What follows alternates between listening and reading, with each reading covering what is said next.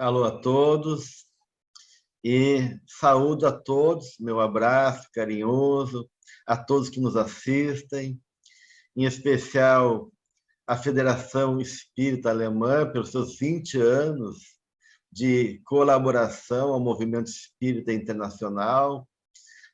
Saúdo também, então, a presidente, a nossa querida Maria Geckler, e é uma satisfação estar com vocês nesse evento fraterno, de convívio, de troca, de reflexão em torno de assuntos tão interessantes.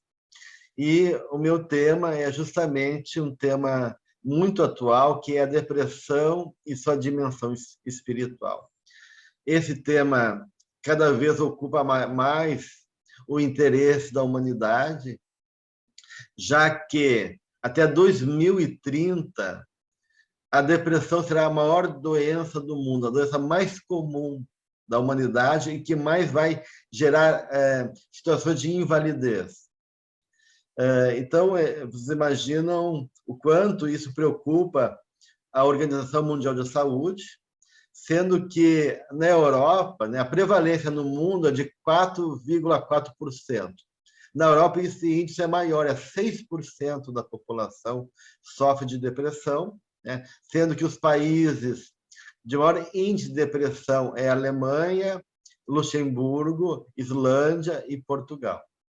E nas pesquisas que a gente lê, a gente percebe que os países mais desenvolvidos economicamente têm uma taxa de depressão 4 vezes maior do que os países menos desenvolvidos economicamente.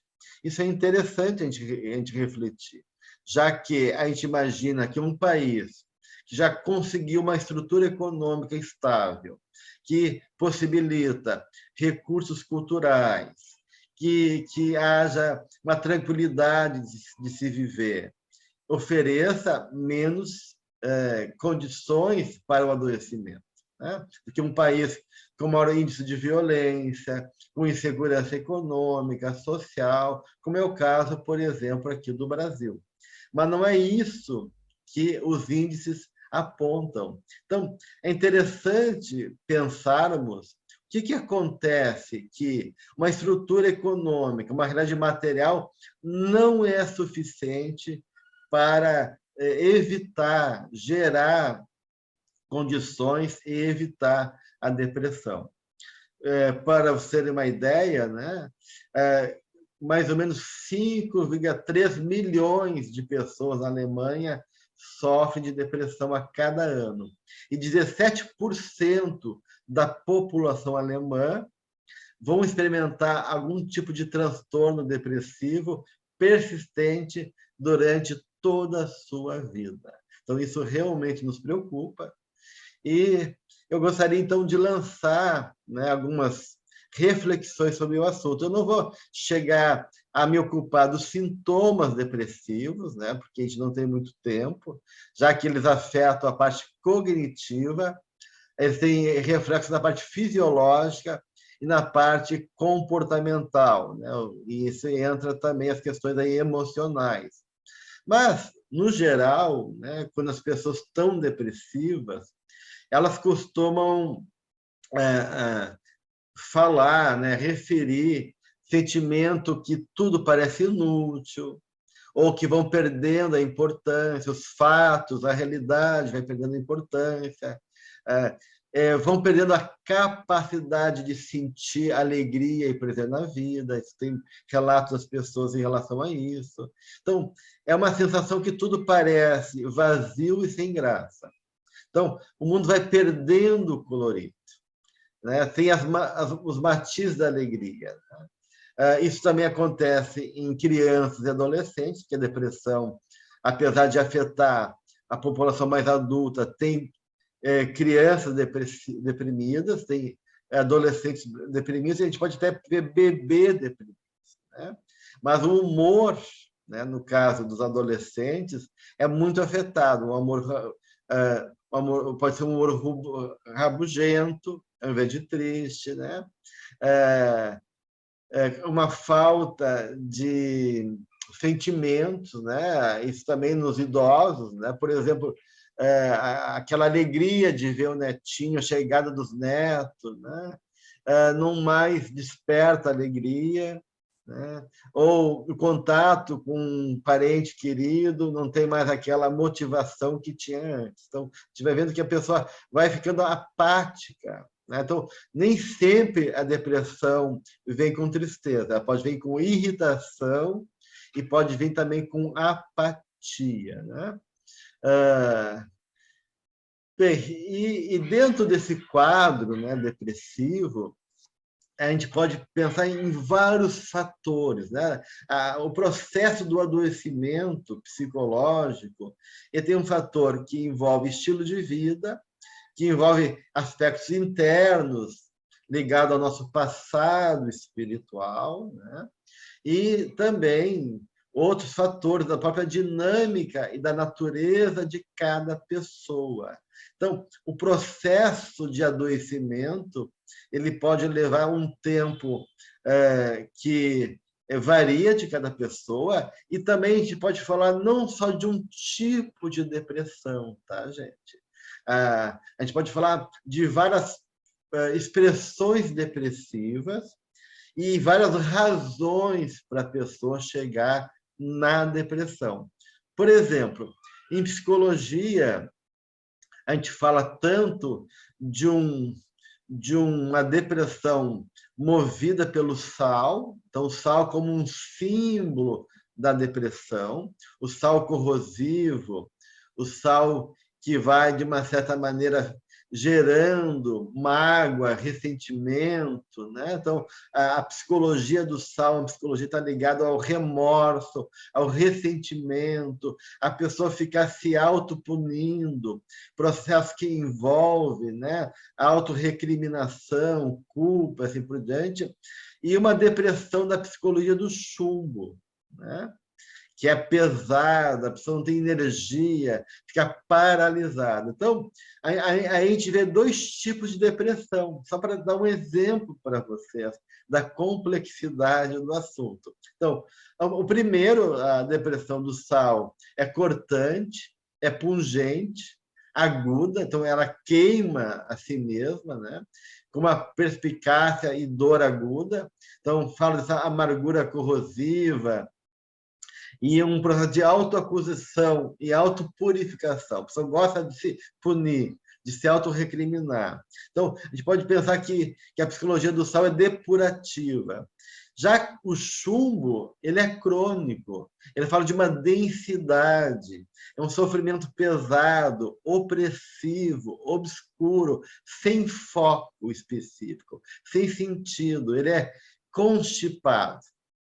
Enquanto o sal diz machuca, o chumbo diz não posso.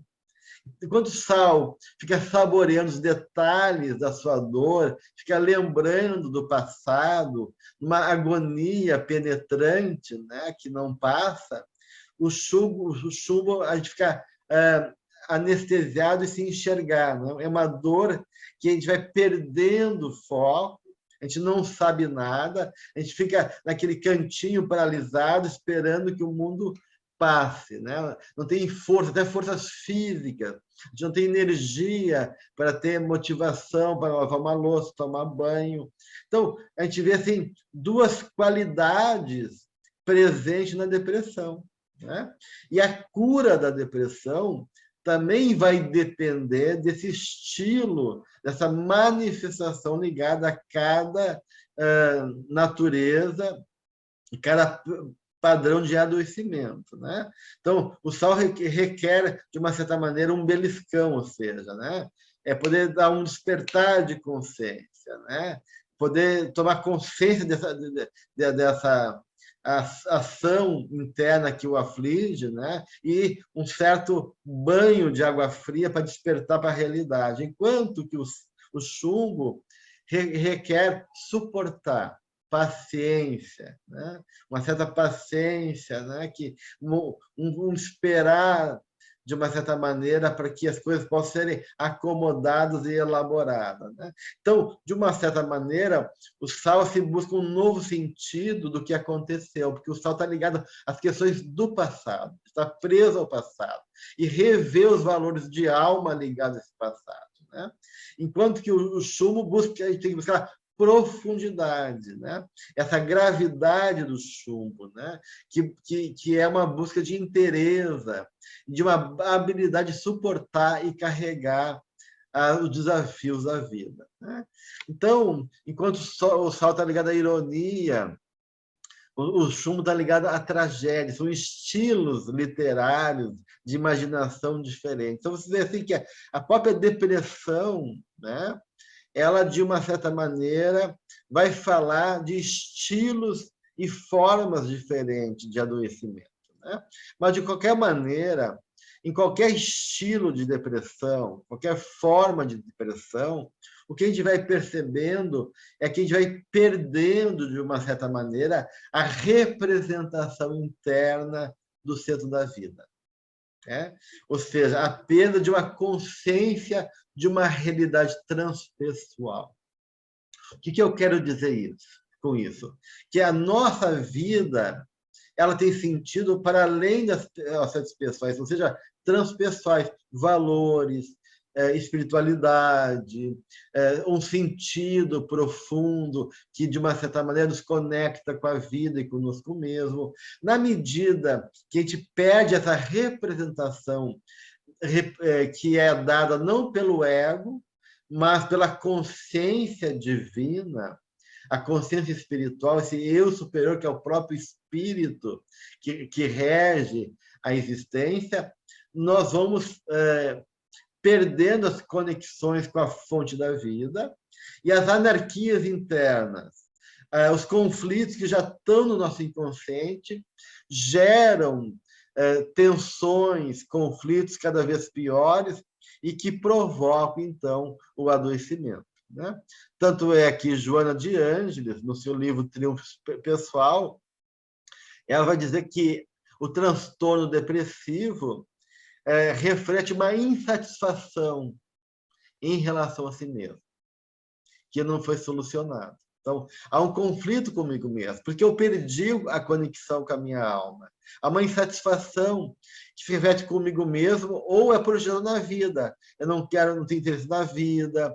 Às vezes a depressão está ligado a um tipo de raiva, ou culpa, ou perdas que vão me deixando desgostoso, acidentes, choques externos, assim como agressões perversas e processos da infância de uma família muito crítica, muito exigente, que vai desestabilizando a minha autoestima e vai me enfraquecendo emocionalmente, né? Então, tudo isso são fatores que, de uma certa maneira, pode gerar depressão, né? Uma das questões que está envolvida na raiva, por exemplo, muitas vezes está ligada também ao orgulho da pessoa, né? Se a vida, então, muitas vezes a depressão é uma recusa também do próprio espírito de viver. Se a vida não me dá o que eu quero, então eu não brinco mais com a vida. E eu vou, né? Em vez de aceitar a vida e me dispor a viver, eu vou me fechando para a vida.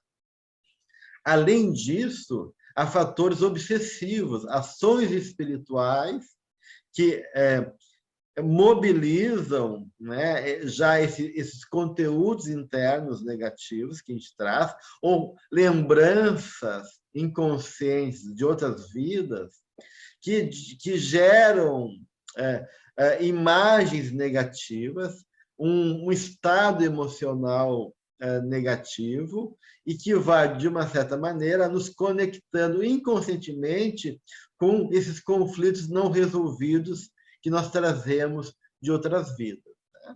Então, de uma certa maneira, a gente carrega todos nós elementos, processos que ainda precisam ser trabalhados, superados e transformados. Se a gente não liberar esses conflitos, né, a gente não vai conseguir avançar na nossa caminhada evolutiva. Então, a finalidade da depressão, do ponto de vista espiritual, não é gerar dor e sofrimento, mas a busca desse encontro do ser com ele mesmo.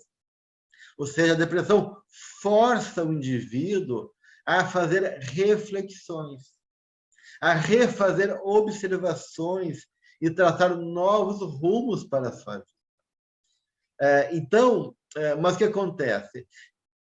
Muita gente se identifica com a doença, por se sentir vítima, ou por estar nesse estado de se sentir incapaz, ou, de uma certa maneira, ficar preso ao pessimismo, ou essas influências espirituais negativas roubam nossas energias, e a gente fica angustiada, desperdiçando as oportunidades de nos libertar. Então, uma questão importante aí é não se identificar com a depressão, o que não é fácil, né, gente? É um processo difícil, mas necessário. Então, a aceitação passiva, a submissão a esses estados de humor negativo, a ideias pessimistas, a padrões negativos de autorrecriminação ou culpa, só vai piorar a situação a ponto de gerar um quadro que, muitas vezes, leva a uma depressão crônica, da qual a gente possa passar a vida inteira nesse sofrimento psíquico. Então, é lamentável vermos atualmente o número grande de pessoas que se entregam ao abandono de si mesmo, cultivando essa autocompaixão negativa ou, de outro lado, a revolta. Né? Que esses dois elementos acabam sendo prejudiciais e reforçando o quadro depressivo. Né? E uma imagem recorrente que as pessoas nos trazem no consultório em relação à sua dor emocional é que eles relacionam a depressão a um tipo de queda, a um tipo de descida. Né? E essa é uma imagem muito antiga, que já vem lá da mitologia grega. Né? E os deuses, né, simbolizavam, né, a mitologia grega simbolizava essa descida como catábase, né, uma descida aos infernos. Né? Então, de uma certa maneira, a gente pode dizer que a depressão é um processo que força essa descida, uma força que nos puxa para baixo. E essa descida envolve sacrifício e transformação. Então, essa catábase aí é um contato com o nosso inferno interno, é um contato com o nosso inconsciente, uma descida para dentro de nós mesmos, para que depois da descida venha a anábase, ou seja, a subida, que representa o renascimento. Então, a gente pode entender a depressão como um tipo de morte na tentativa de um renascimento espiritual. Só que a maioria das pessoas ficam na morte e não conseguem fazer a subida. Então, a grande questão que podemos perguntar é como fazer para suportar essa descida. Já que, acima de tudo, a depressão é uma doença da alma, da qual a pessoa está presa. E se ela desce, ela pode ficar enclausurada, né, na culpa, nesses padrões do passado, e que estão ligados a conflitos de reencarnações anteriores. Então, aprender a suportar o que parece insuportável é uma tarefa, parece muito grande para nós. Mas esse é o exercício de aprender a abandonar os velhos padrões e nos voltarmos verdadeiramente para as fontes generosas da vida que existe dentro e fora de nós. Né? Então, a gente precisa preencher a alma com novos conteúdos. A depressão é um convite para rever, para repensar a nossa vida e mudar a nossa capacidade de perceber, de compreender a realidade, para que um novo significado possa acontecer. E, para isso, é necessário, muitas vezes, buscar ajuda psicológica e, acima de tudo, também buscar ajuda espiritual, para que essa ajuda espiritual possa trazer novas compreensões, romper laços espirituais que estão nos aprisionando, desses processos obsessivos, né, que estão ali em jogo, e ajudar nós a construir um caminho de, reencontro conosco mesmo. Né? E Joana propõe, então, falar conosco. Um caminho que ela propõe é exatamente isso. Em vez de ficar preso na emoção, poder acolher, pegar no colo essa parte ferida. Ouvir ela, conversar com ela, né? Deixá-la falar, sem se identificar. De uma certa maneira, ir refletindo, trazendo elementos positivos, através da leitura, da reflexão, através de pensamentos positivos, da prece. Tem uma série de recursos que são úteis para nós, e nesse diálogo reconfortante conosco mesmo, de se reconciliar com a nossa alma, a gente vai, então, buscando, né, alguns elementos de reorganização, de reestruturação e superação dessa dor, né, meus irmãos? Que envolve, muitas vezes, até um ato de auto-perdão para conosco mesmo. Então, vocês vejam quantas questões estão em jogo quando a gente trabalha a questão aí da depressão em nossas vidas. Então, eu trouxe só alguns elementos, que o assunto ele é muito complexo, para gerar a todos que nos assistem algum tipo de reflexão e estimular o estudo desse tema tão importante nos dias atuais. Desejo um grande caminho de realizações para a Federação Espírita Alemã, nesse concurso fraterno de cooperação de todos envolvidos em favor do nosso espiritismo. Abraço a todos, muita paz.